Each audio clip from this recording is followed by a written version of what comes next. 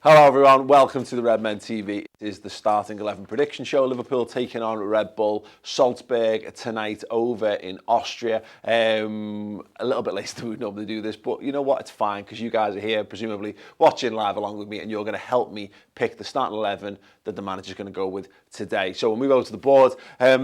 We've seen some very interesting and exciting changes in the Liverpool side in the last week. Mass changes really, heavy rotation. We've seen Jurgen Klopp return to the fold with a bang against Everton in the Merseyside derby. Divock Origi coming back into the starting 11 playing centre forward, scoring goals against the Ev as he does. We've seen Alex Oxlade-Chamberlain back up and firing in a number of positions in midfield and from the left as well. We've even seen Naby Keita coming back. We've seen Adam Lallana coming back in. We've seen a lot of very, very interesting and exciting things in the last week or so. How will that impact Klopp's team tonight? Let's say this is what I think he's going to do. Bearing in mind all of that, obviously it's going to be Alisson in goal. It's going to be a left back of Andrew Robertson. It's going to be a left-sided centre-back of Virgil van Dijk. It's going to be a right-sided centre-back, bearing in mind injuries. So I'm going to put this out first and foremost. I'm going to put Dejan Lovren in there. Now, we know he went off at the weekend. We know Joe Gomez went over to centre-half to cover in that game with Trent coming off the bench. Lovren has trained. Klopp said he is available for this, so if he's fit, he will start.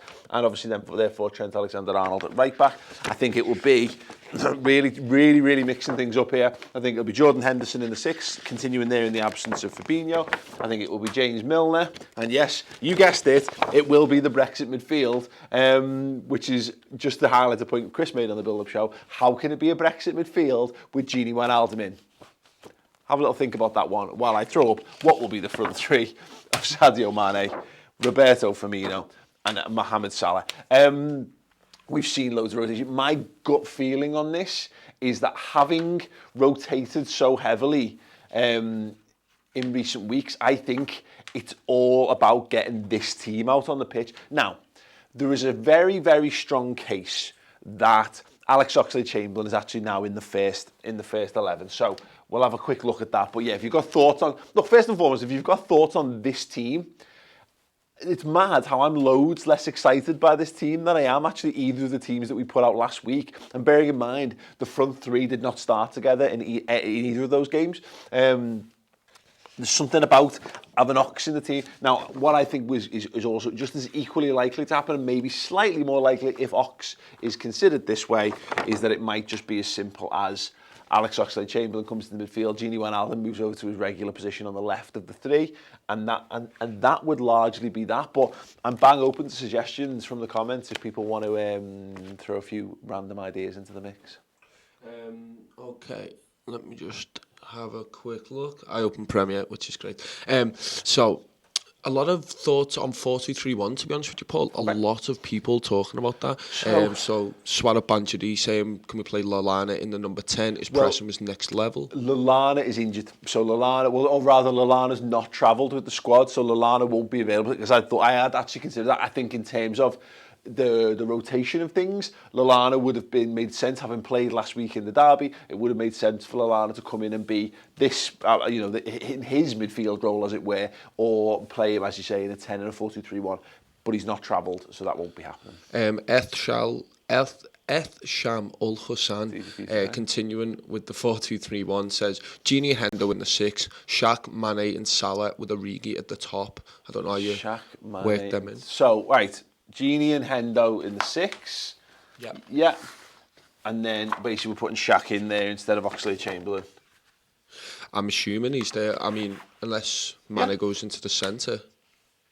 And Firmino's in that team. Nope. No, sorry. So that's the front four. Yeah. But I don't know in what order. Yeah. No. I think that's reasonable.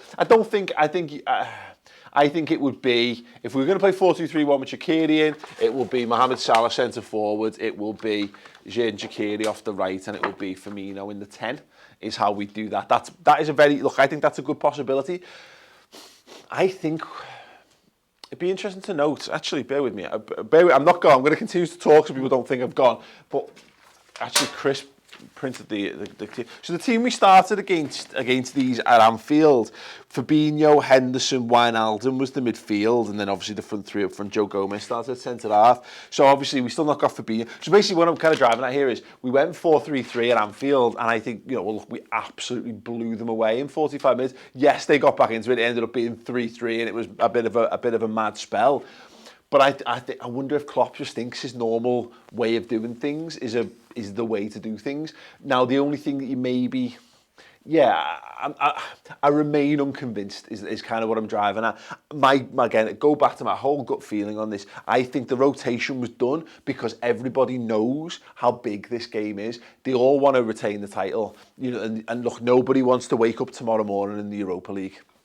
That's the simple. Nobody wants that. Nobody wants that. Cue hard cut in a month's time to me doing a build-up show for Liverpool playing Astana in the round of 128 of the Europa League, but so be it. Go on, Tom. Give us another couple of thoughts. A super chat from DX. SH Tempers, he says, completely agree with the team, Paul. I'm assuming the first one you put out there would have Milner coming off the bench. Don't know why, but I'm so nervous about tonight's game because the thought, if we go into Europa League, love the vids.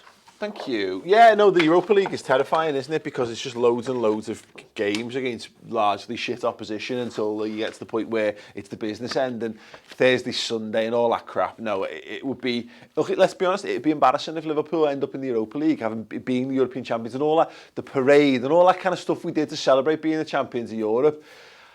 Yeah, look, that's what Liverpool playing, and that's something like... There's something that shouldn't be underestimated, and I hope to God, because we've seen so much hunger and so much fight from this side over the last few years. It's been a growing endeavour, hasn't it?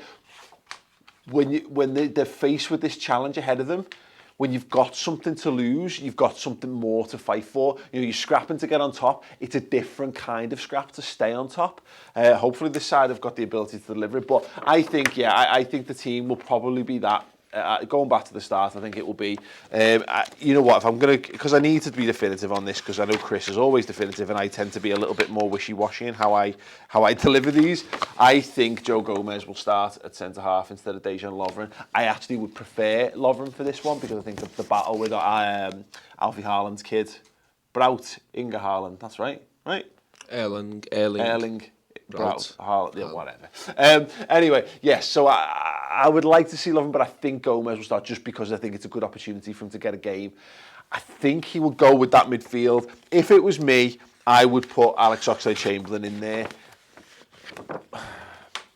What am I going to go with? Okay, no, you know what? I will. No, well, there's a comment here, Paul. Go on. Reginald Cole saying normal 4-3-3, Keita to join Gini and Hendo in the midfield. It could be, couldn't it? We played him away in the new camp. It's very possible that Naby Keita, I've not even discussed, I think the fact that we've eased Keita back in, but Klopp also said about players taking their opportunities, and there's just not been the chance for him to chuck Keita in. He has done now. Maybe he's been looking for that all along, and in that instance, Naby Keita becomes one of the first names on the team sheet all of a sudden. I don't know. The more I talk about it, the more uncertain I become. No. Look, the safe money, and I've been bearing in mind I've done the recent ones of these shows, and we've rotated, and it's been dead easy for Chris all season, and now he started rotating, and he's fucked me. That's what you've done, Jurgen. You fucked me on this show. I'm just gonna go with the safe back in, going with the team, the tried and tested. There's been enough rotation in there, I think, to put this side out, and then they've got to come at us. They've got to come and win this game. So we need to make sure that they don't win this game ultimately. A draw will be good enough for them, but I think a solid 45 minutes, and if you need to go up a gear, having Naby Keita, having Oxlade-Chamberlain, having Divock Origi on the bench, I think they will be the three changes for us. Yeah. Let me know your thoughts on that team in the comments. Make sure you check out... Right, before you go, you're enjoying watching this live stream, right? Right? If you're not watching it live, unlucky.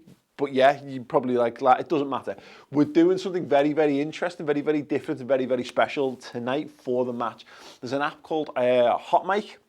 who we're partnering with for tonight, doing a little bit of a test on some new technology they've got. Now, I say it's new and special. We're doing an alternative commentary for the game tonight. So you go, well, look, loads of people do that. I know they do, but we're doing it in a different way. What the app allows you to do is to sync our commentary up to the feed of the match that you're watching. So if you're watching it on the telly, you can sync our commentary, because that's the problem often, is that it's all over the place and it's behind or whatever.